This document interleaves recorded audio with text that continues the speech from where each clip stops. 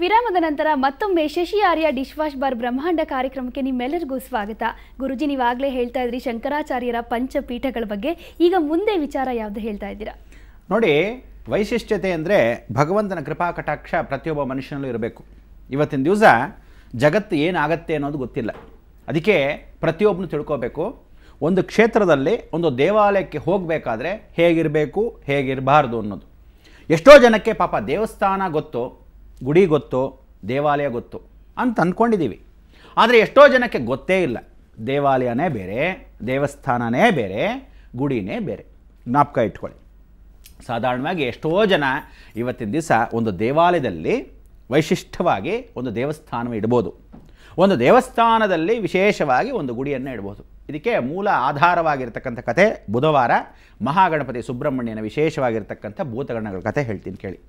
ಕಥೆ ಅಂದರೆ ನಿಜವಾಗಿರ್ತಕ್ಕಂಥ ಕಥೆ, ಸುಮ್ಮನೆ ಕಥೆ ಅಲ್ಲ, ಅಥವಾ ಯಾವುದೋ ಪುರಾಣ ಕಥೆ ಅಲ್ಲ.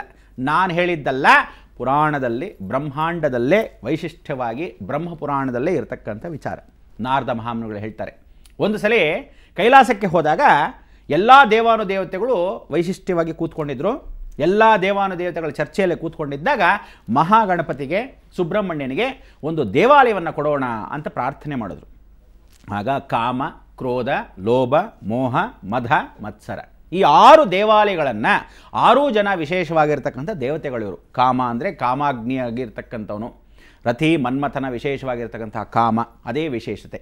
ಕಾಮ, ಕ್ರೋಧ, ಆ ಕ್ರೋಧವನ್ನು ಸಾಕ್ಷಾತ್ ಯಮಧರ್ಮರಾಜನಿಂದ ಪರಿವರ್ತನಾ ಸ್ವರೂಪದ ತಗೊಂಡಿರ್ತಕ್ಕಂಥದ್ದು. ಅಂದರೆ ಅವನಿಗೆ ಬರೋಷ್ಟು ಕೋಪ ಇಡೀ ಜಗತ್ತೆಲ್ಲ ಬರೋಲ್ಲ ಅಂತ, ಅಂಥ ಒಂದು ವಿಶೇಷತೆ. ಹಾಗೆ ಕಾಮ, ಕ್ರೋಧ, ಲೋಭ, ಮೋಹ, ಮದಮಾತ್ಸರ್ಯ, ಈ ಲೋಭ ಅನ್ನೋದು ಇಂದ್ರ ದೇವತೆಯಿಂದ ತಗೊಂಡಿರತಕ್ಕಂಥ ವಿಚಾರ, ಅವನಿಂದ ಬಂದಿರತಕ್ಕಂಥದ್ದು. ಹೀಗೆ ಅವರವರ ಮಾನಸಿಕವಾಗಿರ್ತಕ್ಕಂಥದ್ದೇ ನಮ್ಮಲ್ಲಿರ್ತಕ್ಕಂಥ ಕಾಮ, ಕ್ರೋಧ, ಲೋಭ, ಮೋಹ, ಮದಮಾತ್ಸರ್ಯ ಅರಿಷಡ್ವರ್ಗಗಳು.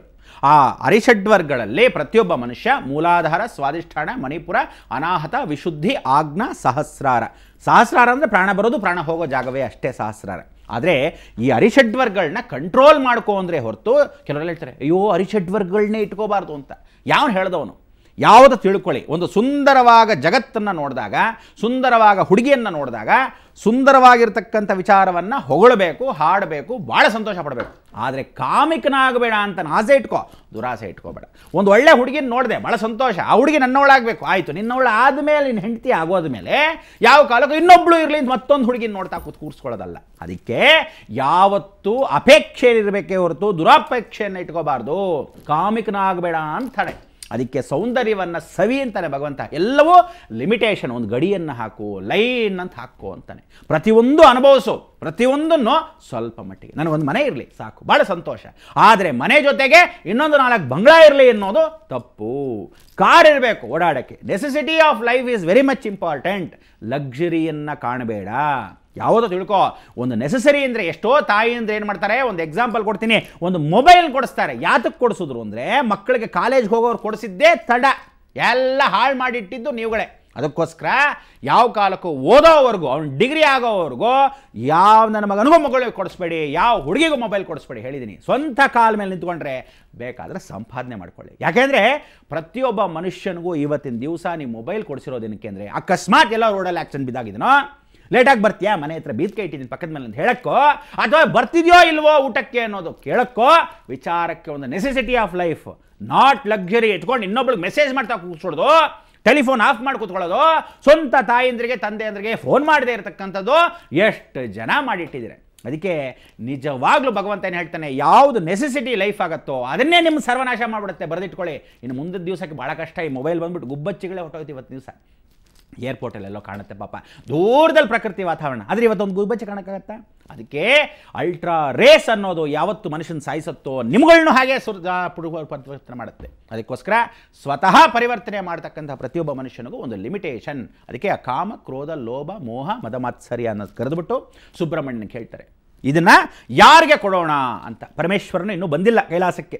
ಎಲ್ಲರೂ ಚರ್ಚೆಯಲ್ಲಿ ಕೂತ್ಕೊಂಡಾಗ ಸುಬ್ರಹ್ಮಣ್ಯನ ಕೊಡಬೇಕು ಅಂತ ಸುಬ್ರಹ್ಮಣ್ಯನ ಕಡೆ ದೇವತೆಗಳು, ಭೂತಗಣಗಳೆಲ್ಲ ಗಣಪತಿ ಕಡೆಗೆ, ಇಲ್ಲ ಗಣಪತಿ ದೊಡ್ಡವನು, ಅವನಿಗೆ ಕೊಡಬೇಕು ಅಂತ, ಇಲ್ಲ ಸುಬ್ರಹ್ಮಣ್ಯಕ್ಕೆ ಕೊಡೋಣ ಅಂತ. ಈ ಗಲಾಟೆಯಲ್ಲಿ ಗೊಂದಲಲ್ಲಿ ಪರಮೇಶ್ವರ ಎಂಟ್ರಿ. ಒಳಗೆ ಬರ್ತಾ ಇದ್ದಾರೆ ಕೈಲಾಸವಾಸಗಳು. ಶಂಭೋ ಶಂಕರ ಹರ ಹರ ಮಹಾದೇವ. ಒಳಗೆ ಬಂದ ಕೂತ್ಕೊಂಡ ಪರಮೇಶ್ವರ. ಕೂತ್ಕೊಂಡಾಕ್ಷಣಕ್ಕೆ ಪರಮಾತ್ಮ ಈ ಚಿಕ್ಕವನು ಕೊಡ್ತಿರೋ ದೊಡ್ಡವನು ಕೊಡ್ತಿರೋ ದೇವಾಲಯಗಳನ್ನು, ಆ ದೇವಾಲಯ ಅಂತಕ್ಕಂಥದ್ದು ಕಾಮ ಕ್ರೋಧ ಲೋಭ ಮೋಹ ಮದ ಮತ್ಸರ. ಭಾಳ ಸಂತೋಷ. ಹರಿಷಡ್ವರ್ಗಗಳನ್ನು ಕೊಡ್ತಕ್ಕಂಥ. ಅದಕ್ಕೆ ಅವನು ಹೇಳ್ತಾನೆ, ಜ್ಯೇಷ್ಠ ಪುತ್ರನಾಗಿರ್ತಕ್ಕಂಥವನು, ಶ್ರೇಷ್ಠವಾಗಿರ್ತಕ್ಕಂಥವನು ಮೂಲಾಧಾರ ಗಣಪತಿಗೆ ಕೊಡೋಣ ಅಂತಾರೆ. ಗಣಪತಿಗೆ ಆಶ್ಚರ್ಯ, ಸಂತೋಷ, ಆಹಾ ಓಹೋ ಅಂತಾರೆ. ಇವರೆಲ್ಲ ಈ ಕಡೆ ಇವರೆಲ್ಲ ಬೇಜಾರು ಮಾಡ್ಕೊತ, ಏನು ಪರಮೇಶ್ವರ ನೋಡು ಆ ಕಡೆನೇ ಮಾಡಿಬಿಟ್ಟ, ಎಲ್ಲ ಒಂದು ಕಡೆ ಪಕ್ಷಪಾತ ಮಾಡ್ಕೊಂಬಿಟ್ಟ ಅಂತ ಅಂದ್ಕೊಂಡ್ರು. ಆದರೆ ಪರಮೇಶ್ವರ ಬುದ್ಧಿವಂತ ಅಂತ ಗೊತ್ತಿಲ್ಲ.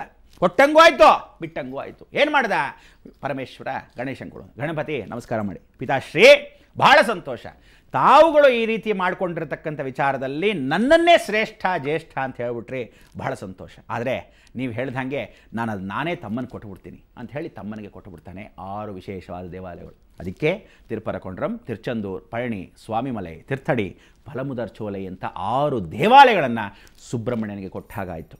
ಆಗ ಒಂದು ಕಂಡೀಷನ್ ಅಂತಾನೆ ಮಹಾಗಣಪತಿ. ಎಲ್ಲರೂ ಆಶ್ಚರ್ಯಚಕಿತ ಕಾಯ್ತಾ ಇರ್ತಾರೆ. ನೀವು ಕಾಯ್ತಾ ಇರಿ, ಹೇಳ್ತೀರಿ. ಖಂಡಿತ ಗುರುಜಿ, ತಾವಾಗಲೇ ಹೇಳ್ತಾ ಇದ್ರಿ ಹರಿಷಡ್ವರ್ಗಗಳ ಮೂಲಕ ಅಂದರೆ ನಾರದ ಮುನಿ ಹೇಳಿದ ಕಥೆಯನ್ನು ಮುಂದುವರಿಸೋಣ. ಅದಕ್ಕೂ ಮೊದಲು ವೀಕ್ಷಕರೇ, ಶಶಿ ಆರ್ಯ ಡಿಶ್ ವಾಶ್ ಬಾರ್ ಬ್ರಹ್ಮಾಂಡ ಕಾರ್ಯಕ್ರಮದಲ್ಲಿ ಮತ್ತೊಂದು ವಿರಾಮ.